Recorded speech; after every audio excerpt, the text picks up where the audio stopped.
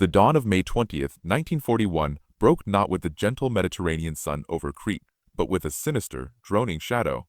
At precisely 6:42 a.m., the sky above the Malim aerodrome turned from pale blue to a fluttering, unnatural gray, not clouds, silk.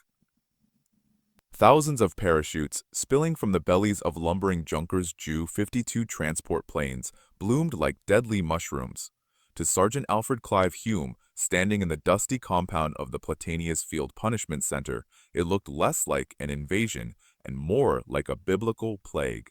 Locusts. But these locusts carried MP-40 submachine guns and Mauser rifles. They were the elite of the German army, the Volksjäger, Hitler's paratroopers, and they were descending directly onto the heads of the 23rd New Zealand Battalion. Hume, a 30-year-old provost sergeant, for just 8 months, felt the familiar cold weight of dread settle in his stomach.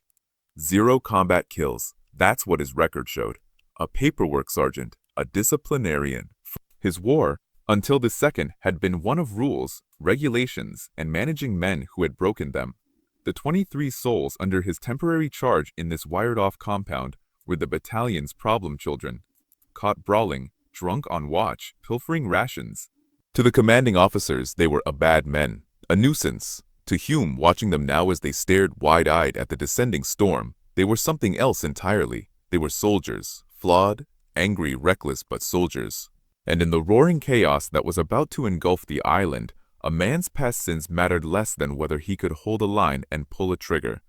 The German plan, Operation Mercury, was audacious to the point of madness, the first purely airborne invasion in military history. Nearly 10,000 elite troops would seize the island in a single violent coup de main.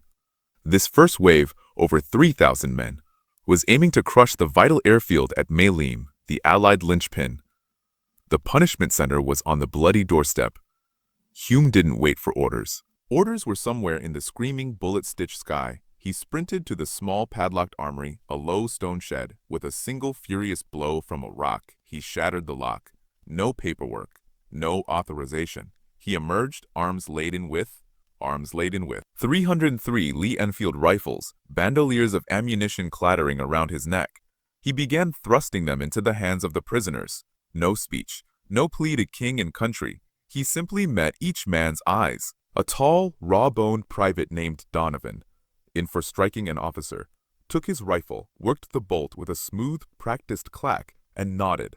A wiry corporal named Finley, a chronic thief, snatched the weapon, and a bandolier, his fingers moving with a desperate hunger. In under a minute, 23 bad men were transformed into the 23rd Battalion's most immediate, most desperate line of defense. They followed Hume out of the compound gate, not as prisoners, but as a ragged platoon moving toward the cacophony of battle, the stutter of German machine guns, the deeper-throated reply of British Bren guns, and the sickening crunch of paratroopers hitting the rocky earth. Some dead in their harnesses before they landed, the day dissolved into a series of brutal close-quarter actions. Hume led his impromptu squad toward the perimeter of the airfield, where olive groves became killing zones. German paratroopers, shedding their chutes, were forming into deadly efficient squads. Hume saw the tactical disaster unfolding. The New Zealand defenders were brave, but static, dug into prepared positions. The Germans were fluid, aggressive, infiltrating. By noon, Hume's group had fought 3 separate swirling engagements, pushing back pockets of Volksjäger who had lodged themselves like shrapnel in front of the main New Zealand line. They fought with a desperate fury that matched the Germans' elite train. Donovan, the brawler, used his rifle as a club in the thick scrub, clearing a German machine gun nest with savage efficiency. By dusk, they counted 130 German bodies in their immediate sector. The bad men had held. But a new, more insidious threat was emerging. As the direct assaults faltered, the Germans adapted. The crack of high-velocity rifle fire, distinct from the racket of machine guns and submachine guns, began to pick at the New Zealand lines. Not random shots. Precise, patient, targeted shots. Officers bending over maps would suddenly pitch forward. A Bren gunner, shifting position, would cry out and go still. Radio operators, their headsets making them conspicuous, were prime targets. The casualties mounted with terrifying impersonal efficiency. These were no ordinary infantrymen. They were the sharpshooters of the Volksjäger, equipped with the coveted Mauser Carabiner 98 East rifle, often fitted with a high-quality Zeiss or Hensoldt scope. They were hunters. They wore the distinctive, mottled splitter-tarn camouflage smock, designed to break up the human silhouette amidst the island's dry grass, gray rock, and olive foliage. They operated alone or in pairs, infiltrating, disappearing, becoming ghosts. Standard infantry doctrine was useless against them. You couldn't charge a sniper. You rarely saw him. By the time you heard the distant crack, the bullet had already arrived. The only response was to keep your head down, to move in a crouch, to feel the constant, prickling sensation of invisible crosshairs drifting across your back. On the morning of May 21st, Hume was moving between forward observation posts when the air beside his ear seemed to tear itself apart. Crack. The sound arrived a split second later. 10 feet to his left, Corporal Andrews, a cheerful man who'd been brewing tea over a small hexamine stove, was slammed backward. The tin mug spun through the air, a dark arc of liquid spraying. Crack. Another shot. Private Harris, turning to run for cover, was hit in the thigh, the femur snapping audibly. He fell, screaming. Hume dove behind the gnarled trunk of an ancient olive tree, his heart hammering against his ribs. He scanned the ridgeline to the east, his eyes straining. Nothing. Just the shimmer of heat, the gray-green scrub, the silent, watching stones. The shooter was a phantom. The sheer arrogant invisibility of it filled Hume with a cold, clarifying rage. That afternoon, he volunteered. He went to his battalion commander, Lieutenant Colonel Leslie "Les" Andrew, a weary, competent man whose command post was a sandbagged hole in the ground. Sir," Hume said, his voice flat. "Let me hunt them. Alone." Andrew studied him. He knew Hume as a steady, unflashy NCO, not a glory seeker. A man who got difficult jobs done. The sniper problem was crippling morale and decapitating his command structure. He had no specialist to counter it. He gave a curt nod. "You do what you can, Sergeant." Report back at nightfall. Hume's first forays were exercises in frustration. This was conventional counter-sniper work. Infinite patience, meticulous observation, trying to spot a glint of glass, a disturbed leaf, a faint wisp of smoke. He would lie for hours, his body aching, flies crawling on his neck, scanning a hillside through field glass. He identified one sniper team by the faint, regular movement of a scope lens cap being slid open every few minutes.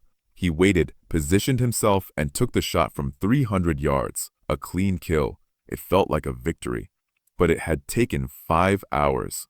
And for every ghost he laid to rest, 2 more seemed to materialize. The German snipers were a hydra. The pressure on the battalion was relentless, a slow bleeding out. He needed a way to cut the head off, not just nick the necks. The revelation came on the morning of May 22nd, not on some dramatic ridge, but back in the now abandoned field punishment compound. Hume was scrounging for unused ammunition when he heard a clumsy footfall on gravel. He spun, his Lee Enfield coming up. A German paratrooper stood 20 yards away, his own rifle held uncertainly. He was just a boy, barely 19, his face pale and smeared with dust. He looked disoriented, separated from his unit. For a second, their eyes locked, the Kiwi sergeant and the lost German boy. Then survival instinct overrode humanity. The German's rifle began to rise. Hume was faster. The shot was loud in the enclosed space. The boy folded over and dropped. Hume approached, the smell of cordite and the coppery tang of blood thick in the air.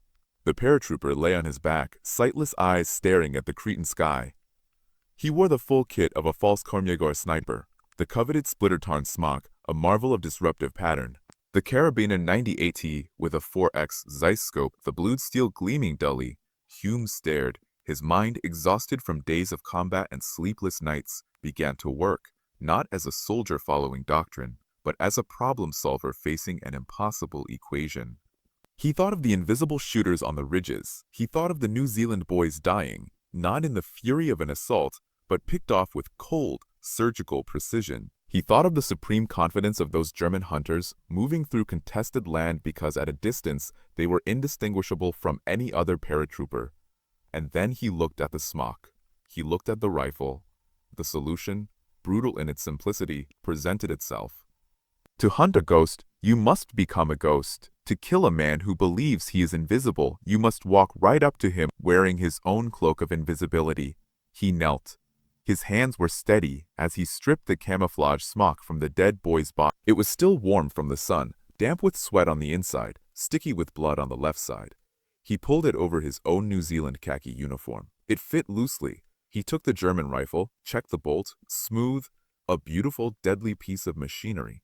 He found 2 spare 5-round stripper clips in the boy's pouches, 47 rounds of 7.92 m Mauser ammunition in total. He slung the carabiner across his shoulder. He did not ask permission. He did not file a report. In that silent compound, Sergeant Alfred Clive Hume of the 2nd New Zealand Expeditionary Force ceased to exist. In his place stood a phantom, a mirror image of the enemy. He turned and walked, not back to the New Zealand lines, but east, toward the German positions, toward the hunting grounds of the men he now intended to kill. The transformation was psychological as much as physical. The coarse German wool of the smock scratched his neck, and the unfamiliar weight of the Mauser pulled at his shoulder, a different balance from his trusted Lee Enfield. But the real change was in the landscape itself. The moment he passed beyond the last known New Zealand outpost, the terrain became alive with hidden menace. Every rock, every olive tree could conceal a friendly sentry who might fire first and ask questions, never, or a German advance scout. He was in the deadly fluid space between armies, belonging to neither. He moved with a deliberate, steady pace, not the tactical, crouching advance of an infantryman, but the purposeful walk of a soldier returning to his unit. His heart was a frantic drum against his ribs, but his face he schooled into what he hoped was a look of weary purpose. The key, he understood instantly, was not to hide, but to belong. The German smock was his passport. The rifle was his credential. At 200 yards, he knew he was just another false Karmjäger. At 745, he spotted his first target. A ruined stone farmhouse, its roof long gone, stood on a slight rise overlooking the coastal road from Platanias to Mylium. A perfect observation post. Hume stopped, took out the field glasses he'd taken from the dead boy, and glassed the position. He saw him almost immediately. Then it stopped altogether in their sector. Patrols reported moving with less harassment. Officers could actually stand to observe the enemy. The pressure, a constant, suffocating weight since the first day, eased just a fraction. Lieutenant Colonel Andrew noticed. He sent runners, asked questions. No one had seen Hume since he'd gone out. Rumors swirled. Some thought he'd been killed or captured. Others whispered he'd gone rogue. But the results were tangible. Andrew, a pragmatic man, decided not to question a miracle. He simply noted in his log, "The sniper activity of Platanias has ceased. Our own countermeasures proving effective." Hume, meanwhile, was pushing deeper. Emboldened by success, he began to operate not just on the fringes, but behind the German lines. He walked through their assembly areas, past groups of paratroopers resting, reorganizing, smoking, fought. He kept his head down, his walk purposeful. He was a ghost among them. Once, a German Oberleutnant, his uniform smeared with dirt, barked an order at him, gesturing sharply toward a ridge to the east. Hume simply nodded, said nothing, and walked in the direction indicated. The officer, overwhelmed with a dozen crises, turned away, never knowing he had just directed an enemy sergeant toward his own unit's flank. Hume used the intelligence, noting the German concentrations for a later report he never got the chance to file. He was living in a surreal, inverted world where the enemy's confidence was his greatest weapon. By the evening of May 24th, his personal tally stood at 11. 11 of the hunters, erased, but the strategic situation was collapsing around him. The German reinforcements, seaborne and airborne, were flooding onto the island. The New Zealand lines, battered and bled for 5 days, were beginning to buckle. The order came down, a fighting withdrawal towards Suda Bay, where the Royal Navy might, if they were lucky, evacuate them. The battle for Crete was being lost. For Hume, the calculus changed again. It was no longer about holding ground. It was about saving men during a retreat, the most vulnerable operation in war. That night, as the 23rd Battalion prepared to pull back, a runner found Hume at what passed for a battalion headquarters, a cave littered with wounded men and shattered equipment. The runner, a boy of no more than 18, his face grimy and exhausted, handed Hume a folded scrap of paper. It was a field message, the pencil smudged. Hume read it under the guttering light of a kerosene lamp. Then he read it again.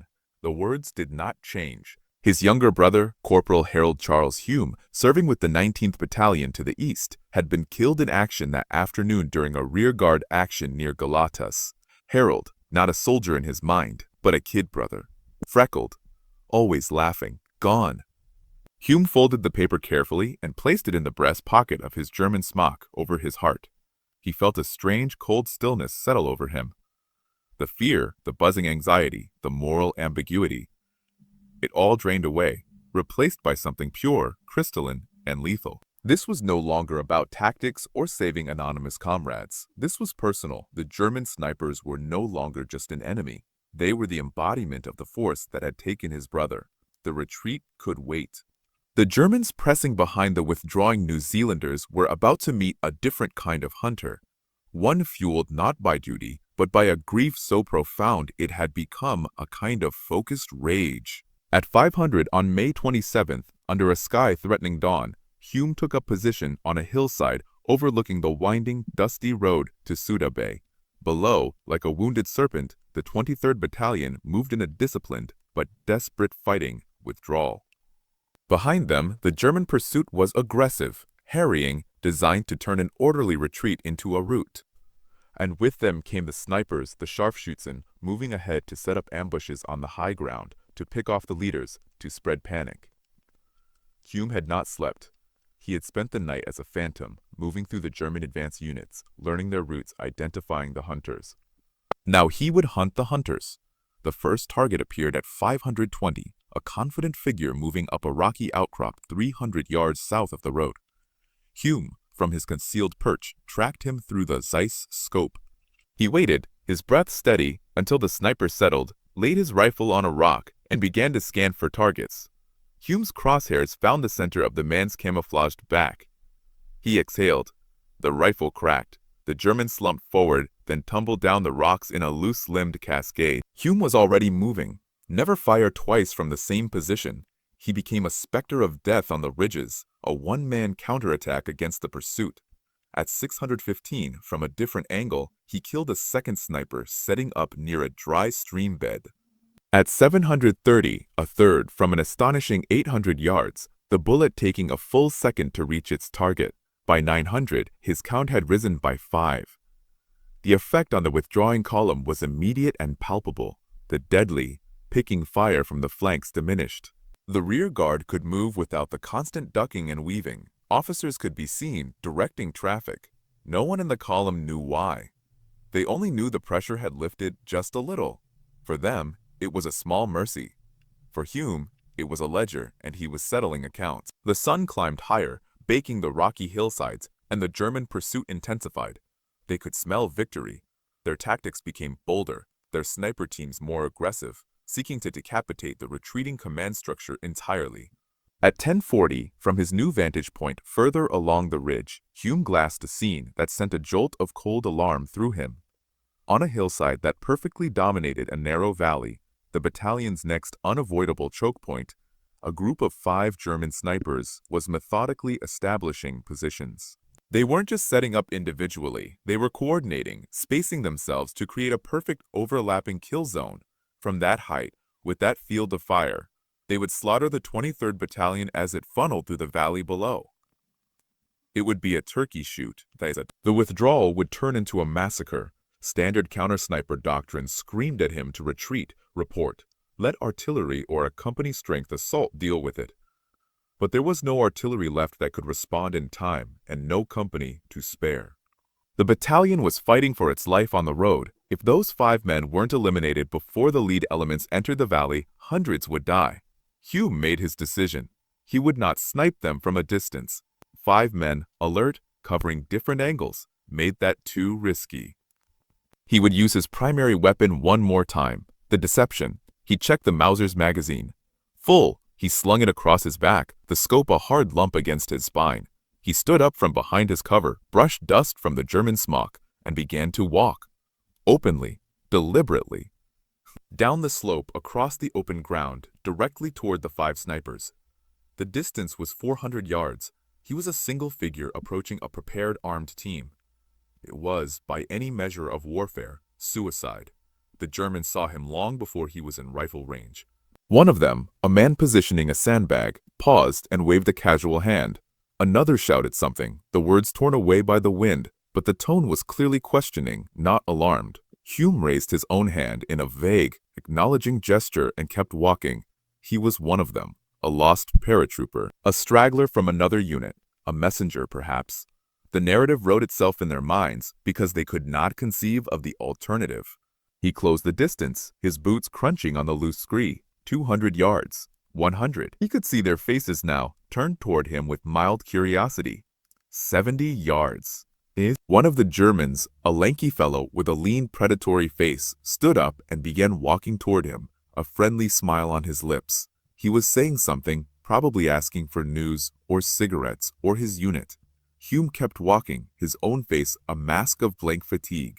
50 yards. The smiling German was 40 feet away now, his rifle slung. "Wo kommst du?" the German asked. "Where are you from?" Hume didn't answer. He stopped. The German's smile faltered, puzzled by the silence. Hume's right hand moved in a blur, bringing the Mauser from his shoulder to his hip in one motion. He didn't aim down the scope. At this range, he didn't need to. He fired from the waist. The shot was deafening. The smiling German was punched backward, the friendly expression freezing into one of shocked incomprehension before he hit the ground. For a half-second of suspended, surreal time, the remaining 4 Germans froze. Their brains utterly rejected the visual information. One of their own had just shot one of their own. It made no sense. It was a malfunction, a terrible accident, a nightmare. That half-second of paralysis was all Hume needed. He worked the bolt with a sharp, metallic clack, the spent cartridge spinning away. He aimed properly now, the scope finding a second man who was just beginning to scramble for his own rifle. Crack. The second man dropped. Chaos erupted. Chaos erupted. The 3 survivors broke their freeze, diving for cover, fumbling with weapons. Hume was a machine of pure function. Clack, clack, crack. A third German, half behind a rock, spun and fell. Clack, clack, crack. A 4th rifle finally coming up, took the round in the throat. The 5th and last man, younger than the others, managed to get his Kar 98C up and fire. The bullet cracked past Hume's head, so close he felt the wind of its passage. There was no time for fear, only correction. Hume's 5th shot was slower, deliberate. He aimed for the center of the young man's chest as he frantically worked his own bolt. The Mauser roared. The impact lifted the German off his feet and slammed him against the limestone rock behind him. Silence rushed back in, louder than the gunfire. The acrid smell of cordite hung thick in the air. Hume stood amidst the 5 dead men, his ears ringing, his heart hammering a frantic tattoo against his ribs. He moved quickly, searching the bodies. He took all their ammunition, over 400 rounds of 7.92M. He found 2 signal flares, a pair of excellent field glasses, and, most importantly, a set of written orders on one of the bodies. The orders from a false Karmyagar battalion command specifically tasked this sniper team with targeting the New Zealand withdrawal and included disturbingly accurate details of the battalion's intended route and timings. German intelligence was good, very good. Hume pocketed the orders and the maps. He looked down at the 5 dead faces, the predatory one, the young one. He felt nothing but a cold, hollow satisfaction. The valley was clear, the battalion would live. He took a long drink from a German canteen he found, the water warm and metallic, then moved off the hill. By 1400 hours, his confirmed tally stood at 16 snipers eliminated in 2.5 days. He was no longer just a soldier. He was a force of nature, a single-pointed instrument of retribution. Later that afternoon, during a brief chaotic halt in the withdrawal, Lieutenant Colonel Leslie Andrew found him. The colonel looked 10 years older than he had a week before, his uniform filthy, his eyes red-rimmed from exhaustion and strain. He pulled Hume aside, away from the trudging column of men. "The rear guard reports sniper activity has dropped to almost nothing on our immediate flank, Sergeant," Andrew said, his voice low and gravelly. "They're taking casualties elsewhere, but our line of retreat, it's cleaner than it should be. Is that your work?" Hume met his commander's gaze. His own eyes were like flint. "Yes, sir." Andrew studied him, taking in the German smock, the foreign rifle, the grim, set line of his jaw. He understood then. He understood exactly the kind of warfare Hume was waging. It was irregular, it wasn't technically, beyond the pale, but it was working. Can you keep it up? Andrew asked, the question stark. They're slaughtering the Maoris on our right. Every sniper you stop means a dozen of our boys might make it to the boats. Hume thought of the paper in his breast pocket. He thought of Harold. I can continue, sir. Andrew didn't ask for details. He didn't mention the smock. He simply nodded, a gesture of profound, weary gratitude. Oh, you have written authorization as of now to operate independently.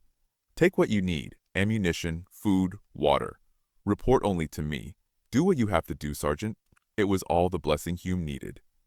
By 1630, he was ahead of the column again, a lone scout in enemy clothing, moving through the stunning, cruel beauty of the Cretan landscape, Azure Sea to the north, barren, sun-bleached mountains to the south. He was a shadow preceding the retreat, clearing the path. Istine. He found 3 more snipers lying in wait in a narrow defile, a perfect ambush site. He eliminated them from behind, one by one, using the last of the daylight. The 23rd Battalion marched through the defile at dusk, without a single shot being fired at them. As darkness fell on May 27th, Hume's count reached 19 German snipers killed in a single day. He found a secluded crevice in the rocks, wrapped himself in the German smock for warmth, and tried to sleep. But his mind would not quiet. The faces of the men he'd killed flickered behind his eyelids, not with guilt, but with a detached, cataloging clarity. The one in the farmhouse, the boy in the compound, the 5 on the hill. He checked the ammunition he had left. Still plenty. He thought of the orders in his pocket. The orders in his pocket. German intelligence knew the route. Tomorrow, the final push to the evacuation beaches at Sfakia would be through even worse terrain. The Germans would be waiting. They would have every advantage. He ate a hardtack biscuit, drank the last of his water, and stared up at the cold, indifferent stars. Somewhere out there, his brother's body lay, growing cold under the same sky.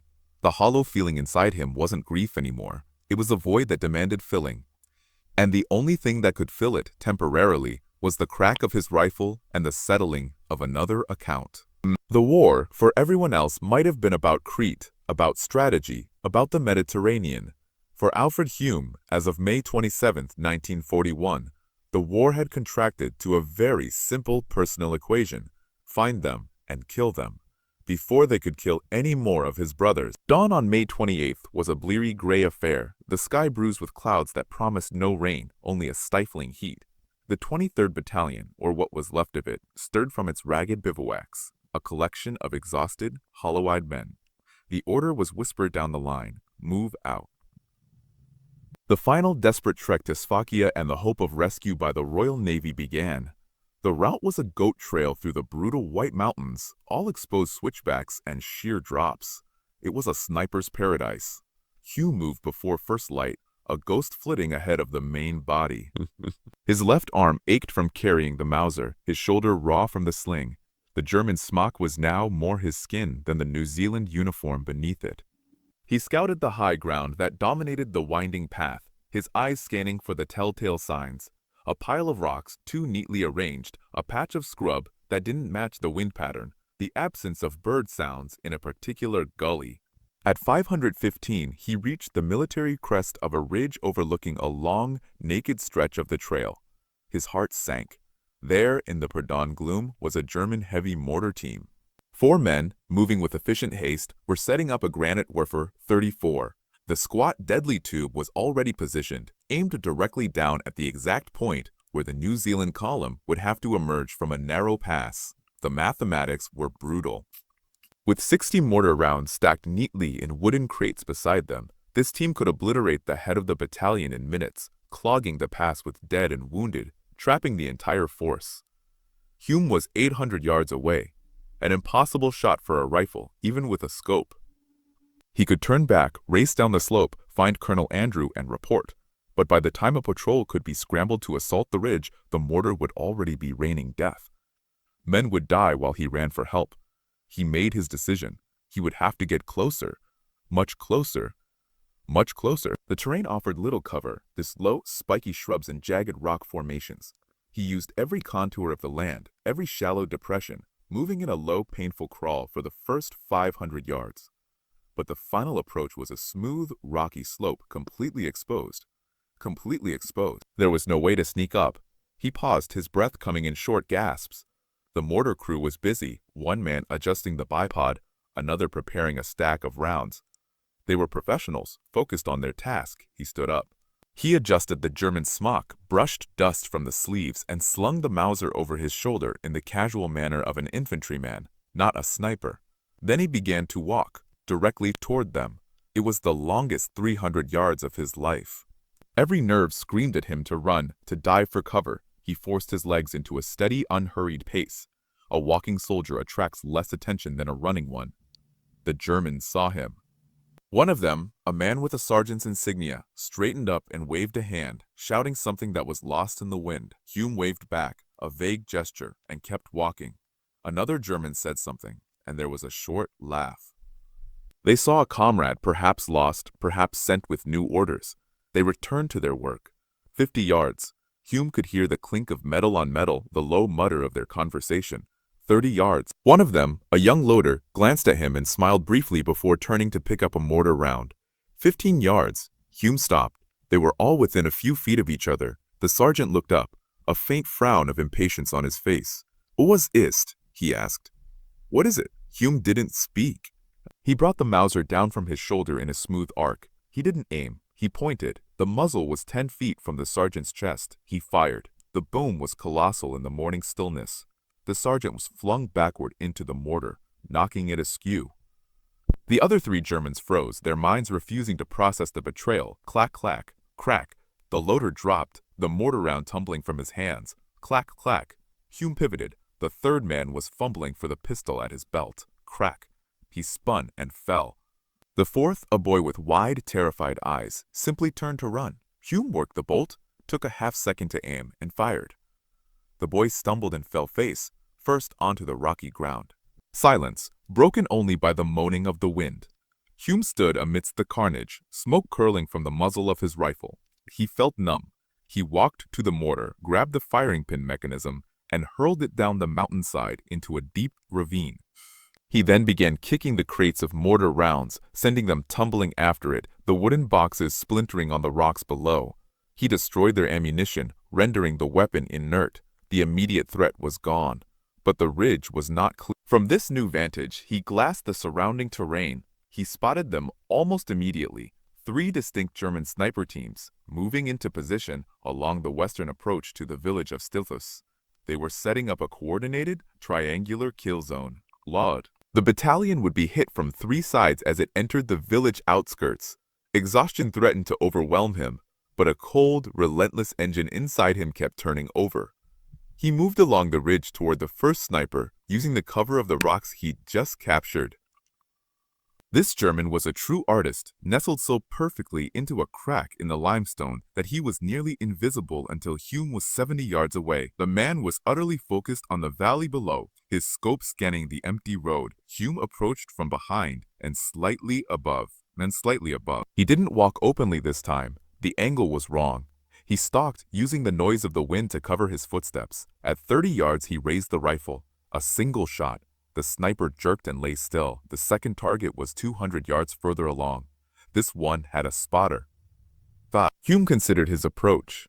He could try to take them both from a distance, but a missed shot would alert every German for miles.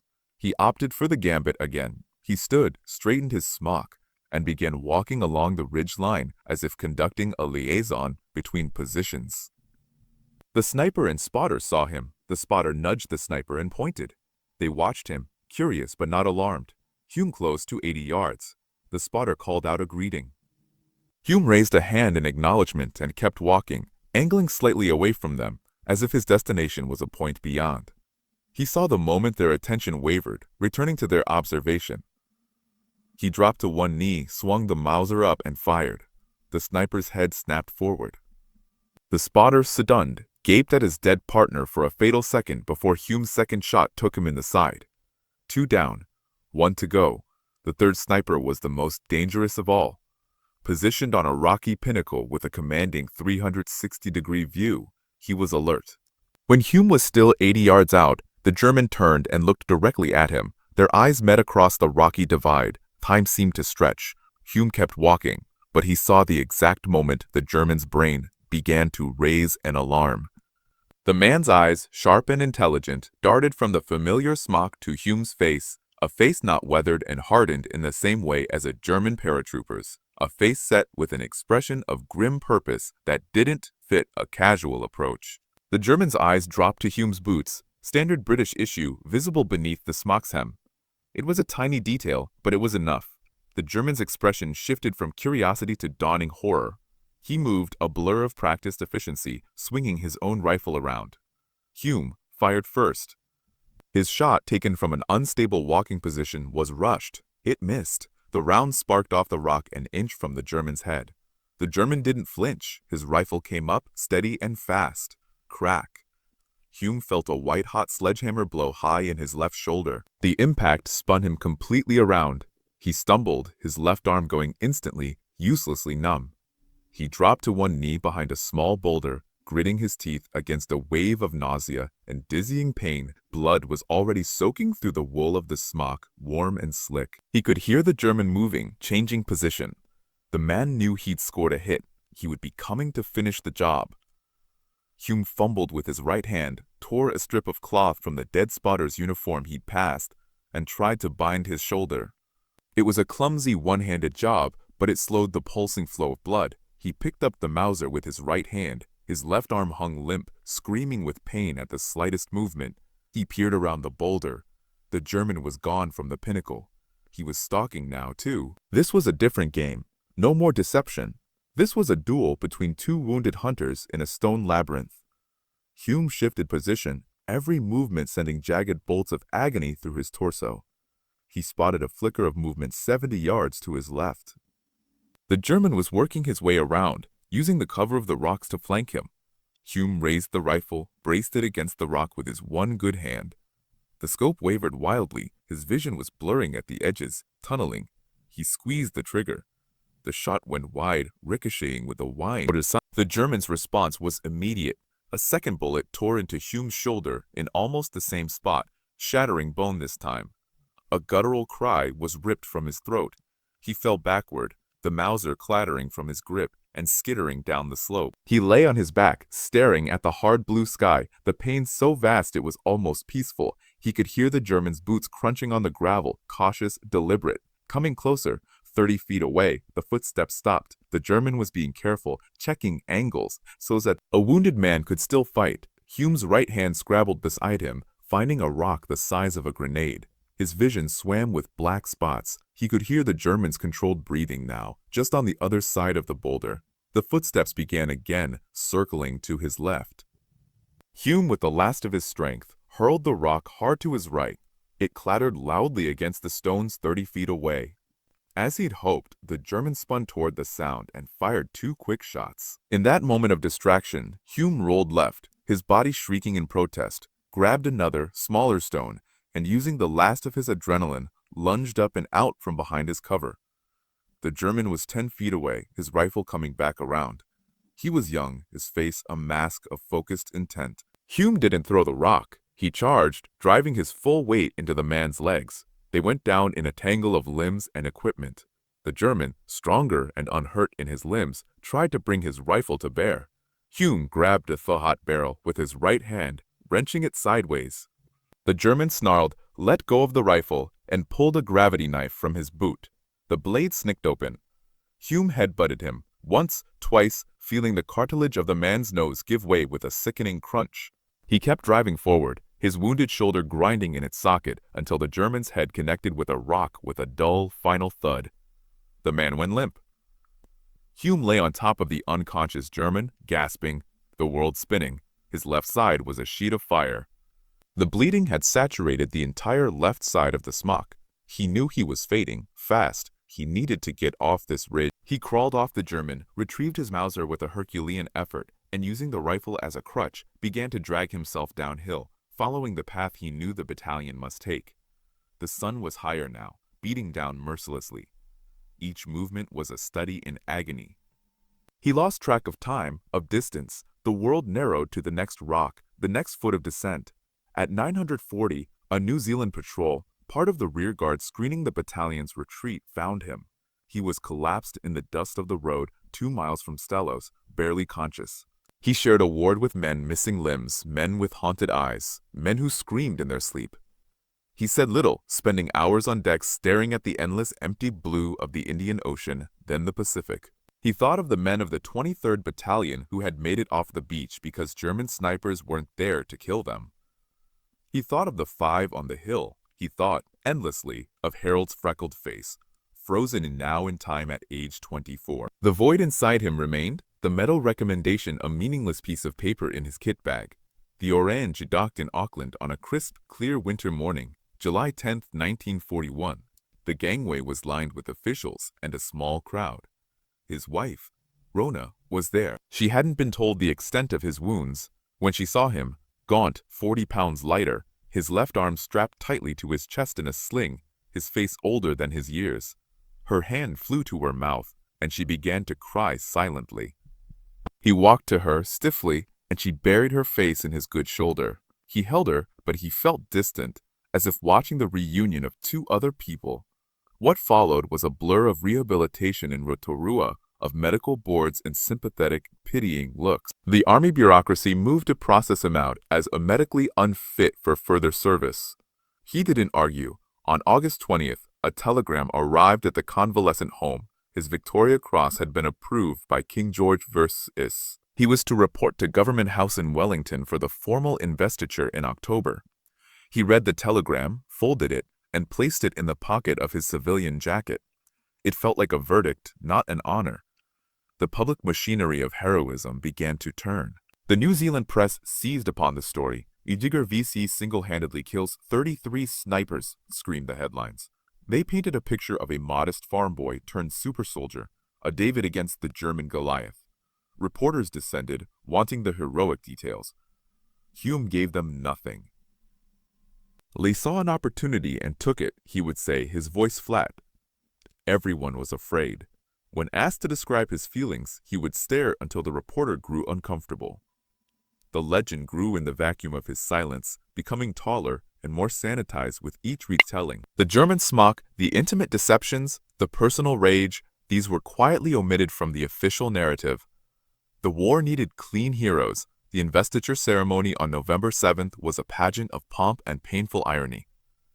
Government House was all polished wood and gleaming brass. Politicians in morning coats, senior officers in dress uniform, journalists with flashbulbs.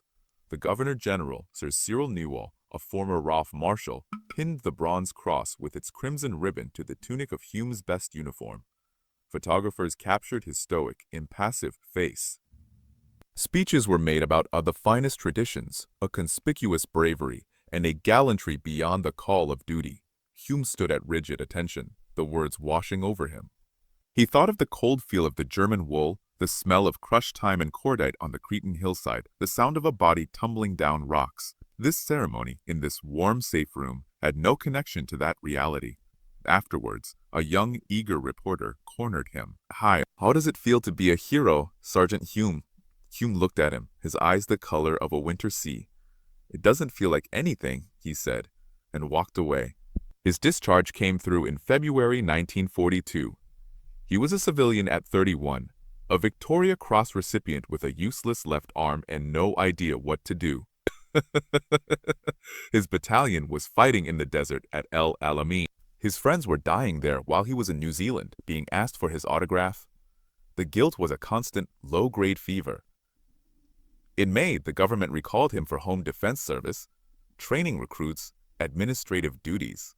For 15 months, he taught raw young Kiwis how to strip a Bren gun, how to dig a slit trench, how to advance under fire. He was good at it, clear and patient. But it was a ghost life. He was discharged again in September 1943. A warrant officer, his war truly finished. With quiet determination, he built a new life, walling the old one away. He moved to Pongakawa in the Bay of Plenty, a green, peaceful land a world away from limestone and olive groves. He bought a small trucking company, Hume's Carriers. He drove routes, hauled freight, negotiated with farmers. The work was physical, honest, and required no talk of the past. He married Rona properly in a quiet ceremony. They had 2 sons. He was a good father, steady and reliable, but he never spoke of Crete, not a word. When his boys found the VC in a drawer, wrapped in a cloth, He simply put it back and closed the drawer. When Veterans Associations wrote, inviting him to speak at Anzac Day dawn services, his replies were polite, firm refusals. He attended the ceremonies, yes. He stood in the front row, his head bowed, the crimson ribbon on his lapel. But he never marched, he never gave a speech. The memories were not for public consumption. They were private ghosts to be managed in silence. In 1946, he attended the London Victory celebrations, shaking hands with the King, listening to Churchill, meeting other VC's winners. He performed the role, smiled for the cameras, and counted the days until he could return to his trucks and the uncomplicated logic of freight schedules. Over the decades, historians and researchers tracked him down. They had interviewed veterans, pieced together a fuller story. They asked about the camouflage smock. They asked about the morality of his methods. A military researcher in 1953 sat in his tidy living room and asked, "How did you feel about killing 33 men?" Hume looked out the window at his trucks being loaded. "I didn't feel anything about it. But do you ever think about the Germans? I think about my brother. Any regrets?" A long pause. "My only regret is that the 34th sniper got away." The legend, meanwhile, had taken on a life of its own. It was a story of incredible, almost mythical prowess. The number 33 became iconic, an immutable fact in the annals of military history. No other Allied soldier in the entire war had such a confirmed counter-sniper tally in such a compressed time, but the man himself remained an enigma, a silent custodian of a truth more complex than the myth. In 1967, a different kind of spotlight found him. His son, Denny Hume, won the Formula One World Championship. The international press, hunting for angles, descended on the quiet bay of Plenty to find the champion's father. They found a retired trucking manager in his late 50s, tinkering with an engine in his shed. Fuso. They were amazed to discover he was a Victoria Cross hero. They wanted a quote linking the father's courage to the son's speed. Hume gave them nothing. "That's Dennis' business," he'd say. "I drive trucks." He protected his silence as fiercely as he had once protected his battalion. He ran his business until he sold it, enjoying a quiet retirement. When the Queen Elizabeth II Army Memorial Museum at Wairau asked to display his Victoria Cross, he agreed with one condition: no fanfare. He lent it to them, a piece of history to be placed behind glass, separate from himself. Oh, it felt like the right place for it. Alfred Clive Hume died peacefully in his sleep at his home in Tepuke on September 2, 1982. He was 71. His funeral, as stipulated in his will, was simple. A brief service, no eulogies extolling his heroism. He was buried with full military honors at the Dudley Cemetery in Rotorua. His VC returned to the family. Old comrades from the 2nd NZF served as pallbearers, their steps slow, their heads bowed in respect for the man, not just the legend. It was exactly what he would have wanted. And then, in December 2007, came a final bizarre postscript. Thieves broke into the Wairau Museum and stole his Victoria Cross, along with 8 others. The theft was a national scandal, an affront to the country's memory. A huge reward was offered. In February 2008, police recovered all 9 medals, undamaged in a routine operation. The medals were returned to their display, now behind heavier glass. The episode sparked a brief renewal of interest in his story, but the essential mystery of the man, the silent sergeant who walked through enemy lines, remained intact. So, what did it all mean? In the grand, tragic scale of the Battle of Crete, Hume's actions were a pinpoint. A local tactical success in a sweeping strategic defeat.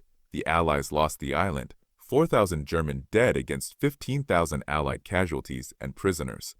Hitler, shocked by the losses, largely abandoned large-scale airborne operations afterwards, but Germany held Crete. So did 33 dead snipers matter? In the vast arithmetic of war, it seemed a footnote, but arithmetic is cold, and war is lived by men. The data, studied later, told a different story. In the sector where the 23rd Battalion fought and retreated, from May 20th to May 22nd, German sniper teams were killing an estimated 15 to 20 men a day.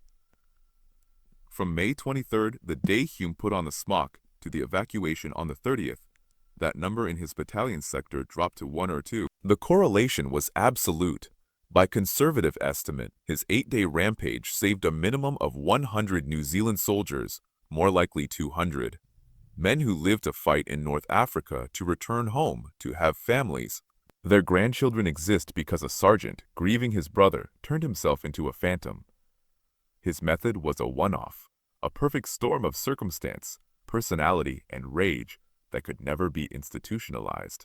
The chaos of the airborne assault, the independent operation of German sniper teams, the confusion of the retreat, these provided the canvas. His unique psychological makeup, the ability to harness fear and grief into a cold performative audacity, provided the brush. After Crete, other soldiers tried similar deceptions. They were almost always killed or captured. The battalion issued orders forbidding it.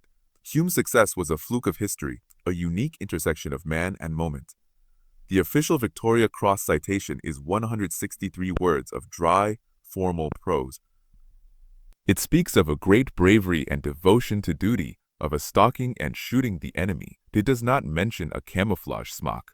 It does not mention a brother. It does not speak of the intimate, terrible intimacy of his war, walking up to a man, seeing the recognition in his eyes a second too late, and pulling the trigger.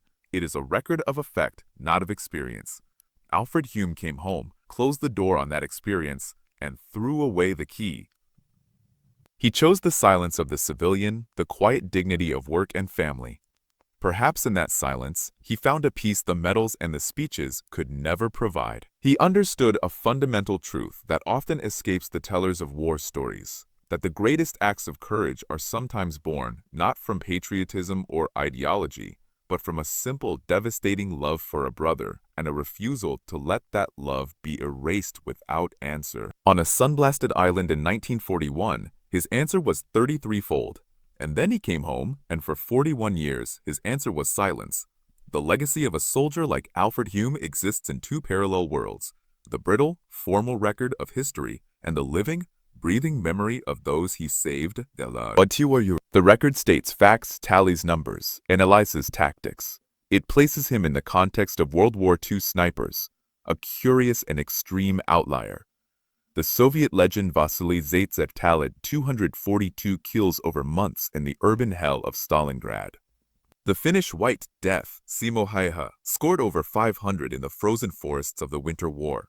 But these were sustained campaigns, years or months of warfare. Hume's 33 in 8 days stands alone in its ferocious compressed intensity.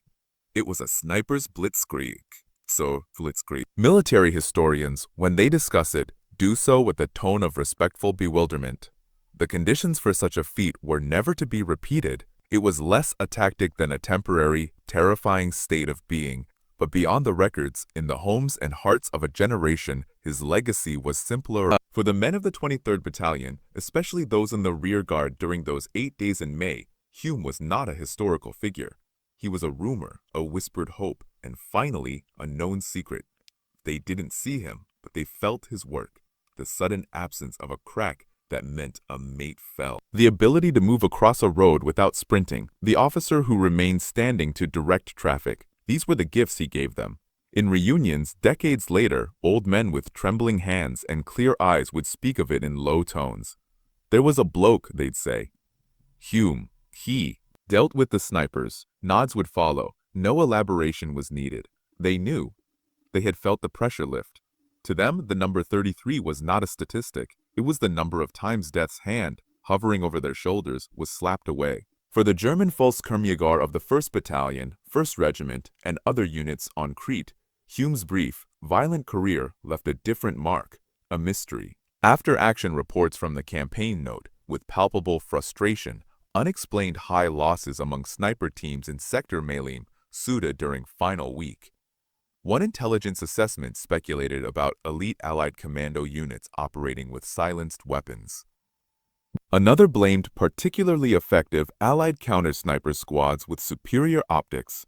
The truth, one man in a stolen smock was so psychologically disruptive, so contrary to the paradigm of warfare, that it never occurred to them. Their assumption of safety behind their own lines was their greatest vulnerability, and Hume exploited it with the ruthlessness of a surgeon.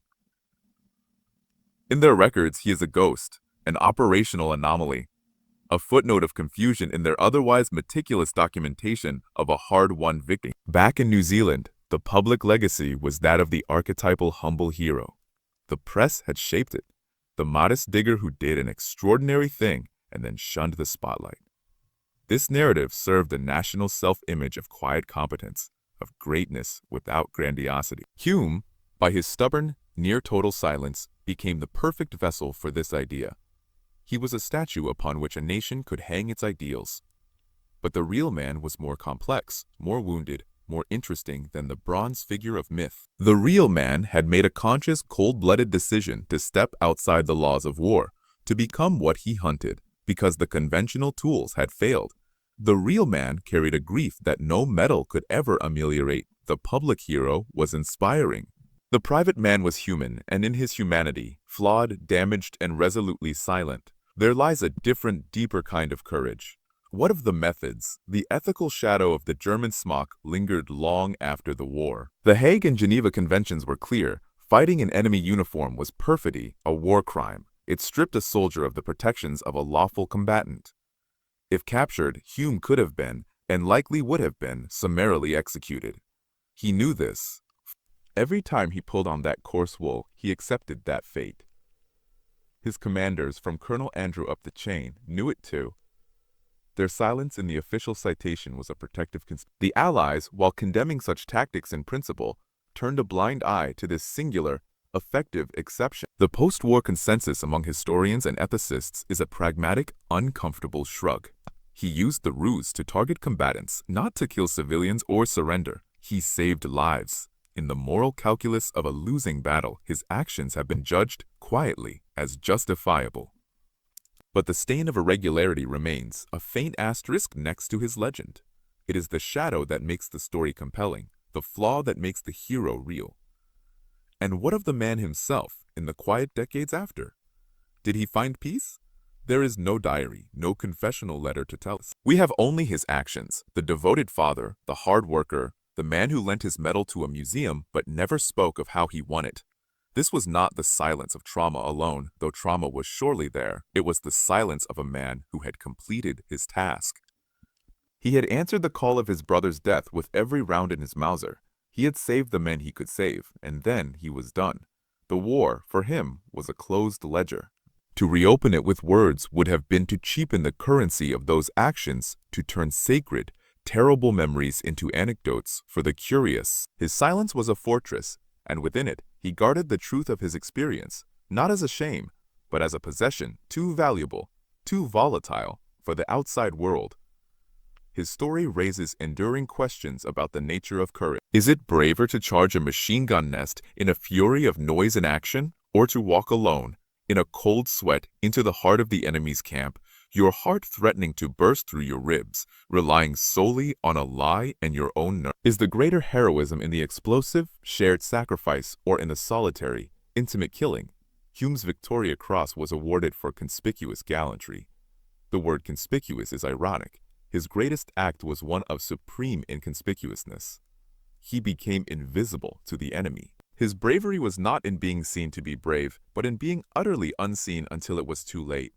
In the end, the tale of Sergeant Alfred Clive Hume is not a simple war story. It is a psychological puzzle, an ethical quandary wrapped in an unbelievable feat of arms. It is about the lines we draw in war and the men who, in extremis, step across them. It is about how grief can forge a weapon more precise than any rifle. And it is about the long silence that follows the storm, a silence more eloquent than any speech. The Germans called their paratroopers Fallschirmjäger, parachute hunters. For 1 week in Crete, they, the hunters, became the hunted.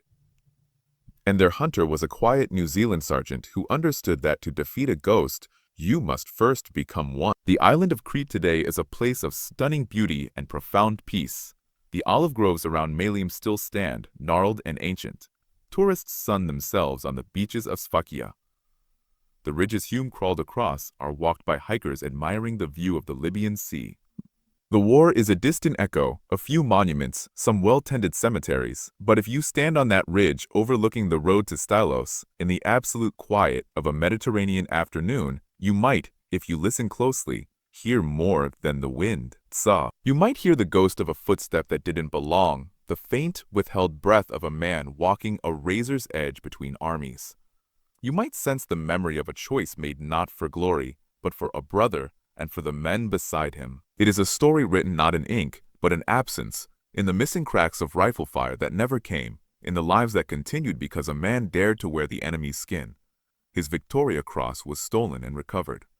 His name appears in history books, but his true monument is unseeable. So, it is in the grandchildren of the men who made it off that island, who would never have been born.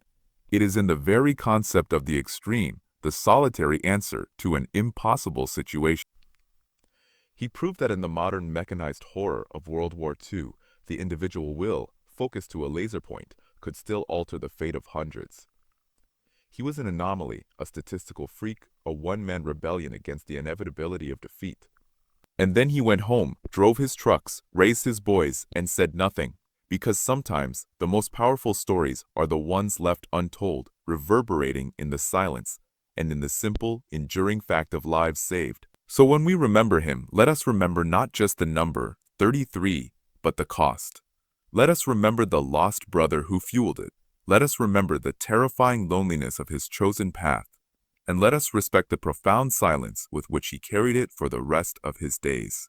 For in that silence, Alfred Hume taught a final, powerful lesson, that some deeds are so heavy with meaning that they defy words and must be carried in the heart alone, a private weight and a private peace.